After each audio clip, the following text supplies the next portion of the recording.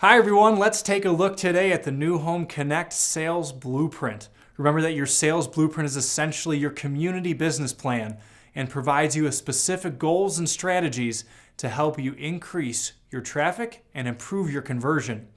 We believe that by taking a process-driven approach to creating a holistic plan for your community, we can help you to create a real competitive advantage. Let's get started.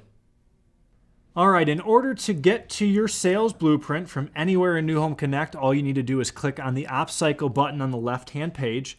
Just remember that when you click on the OpsCycle button, by default, it will take you to the sales reporting dashboard. So scroll down here, and now you're going to click on Sales Blueprint, and it's going to pull you into the Sales Blueprint area. Make sure at the top that you go ahead and you select your community and your appropriate manager. The other thing you want to do is make sure that you select the right time period.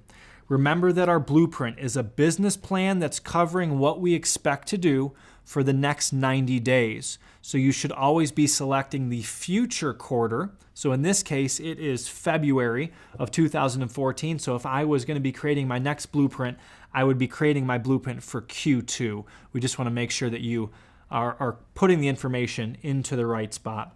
One thing to note before you ever leave this page or any page, make sure you go over here and click Save so you don't lose any of the information. When you start off here on the quarter roundup, you're going to see a list of recommendations for website and online as well as signage performance. Over time, this information will automatically pull for you when you get to the second time you run through the system. You won't have to fill anything in, but for the first run, you may have to fill in the information here in your recommendations and then select whether or not those changes were made. Remember that in the quarter roundup, you were looking at what we just did, what just happened. So if this blueprint is for quarter 2 and I'm creating a business plan for April, May, and June, if I'm looking at the roundup, I am actually focused on what we did in January, February, and March, right? What was my plan? What happened? What activities were accomplished? And what results were accomplished in that period? As you scroll down to the bottom of the section here, you'll see SAMI play calls to review. Remember that when we were in our reports dashboard and inside of SAMI activity, you created these little plays, your SAMI marketing initiatives, and you were supposed to review each one of those in your highlight reel to basically answer whether or not you were able to drive better quality or more quantity of traffic, as well as what you would change about that SAMI initiative for the next time. Remember, we did that before in the dashboard. If you have an open concept, an open SAMI initiative that you haven't yet reviewed, it will indicate down here for you that you need to make sure to go in and complete your highlight reel, your review of that effort. One thing you'll notice is when we leave the blueprint, it defaults back to the current quarter, so make sure to update it again so that we're working on our Q2 blueprint in this case. The goals information for both your results and your goals for the upcoming quarter, that stuff will automatically be transferred over and will automatically be input through the dashboard, so you don't need to worry about entering anything in here. In the marketing section, you'll be able to enter in your USP, your unique selling proposition, as well as your target consumer group and value proposition. But remember, you have already entered this information in your competitive report, so this will automatically pull over for you. Remember when we were looking at the quarter roundup, the first thing that came up was this website and online sections. If you now look at the marketing section, you've got the same concept with your recommendations. Remember how I told you that eventually the information would automatically pull over? Well, when you're going back the second time through to do your blueprint, whatever you had set up in here as your plan or your recommendations for improvement will automatically transfer over in the future. You'll also have a chance here to add in some additional marketing comments and notes. This is where you really want to talk about the things that you think the marketing team can help to drive better traffic to your doors.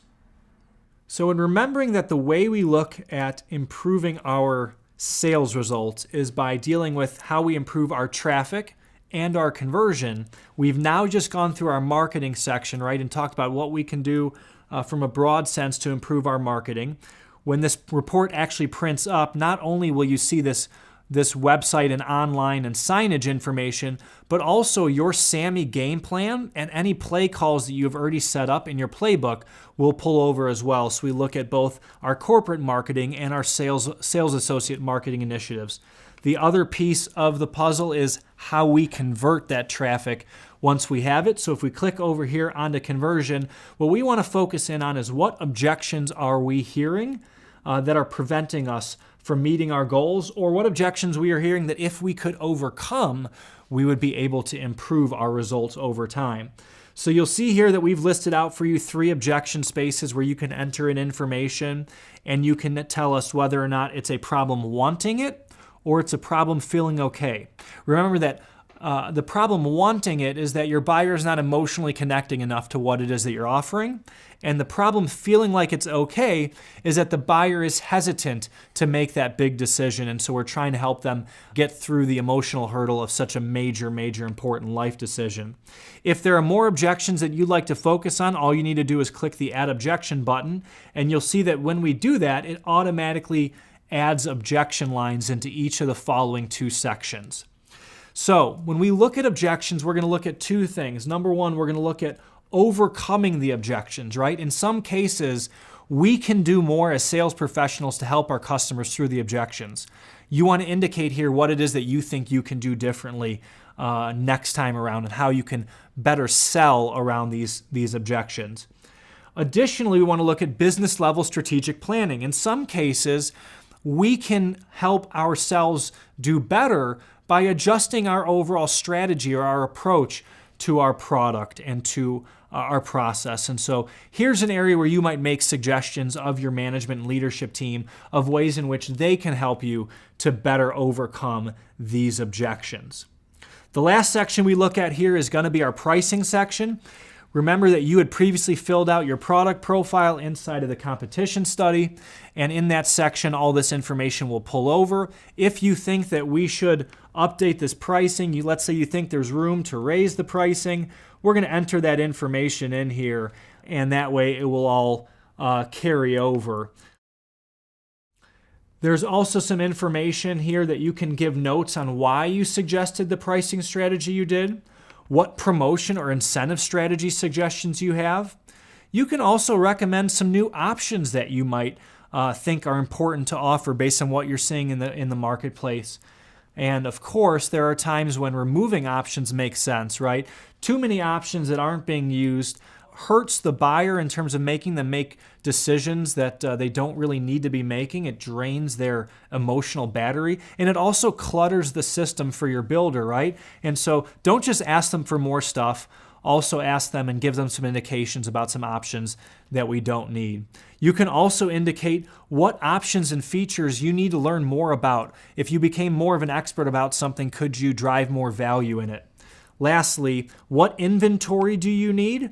And is there any sitting inventory in the community? And if so, what's your plan to make sure it gets sold and closed over the communities, over the quarter for this blueprint? Finally, there's a note section that you can fill out if you have any additional information that you'd like. Remember, before you leave this system, before you leave any section, click Save. Lastly, when you're done, you'll be able to hit Print PDF and it'll pull up all your information into a nice clean report. One important note here for everybody. There's a lot of information that you're adding into this system at this point in time. There's also a lot of information that's going to transfer over. Remember that when we were in the dashboard, one of the things we talked about was that your traffic, your SAMI, your sales activity would all integrate and speak appropriately to the right places. The good news is that all this information is going to pull over into your blueprint. All this information will speak to each other to make sure that you don't have to do more work than is necessary to complete this task. Hopefully you enjoyed the quick tour of the sales blueprint on New Home Connect. Remember that the entire purpose of the Ops Cycle, and in particular the sales blueprint, is to help you create an effective business plan to increase traffic and improve your conversion. If you have any questions, feel free to email us at support@newhomeconnect.com, or you can always click on the support button on the left-hand side when you're logged into New Home Connect. We'll see you soon.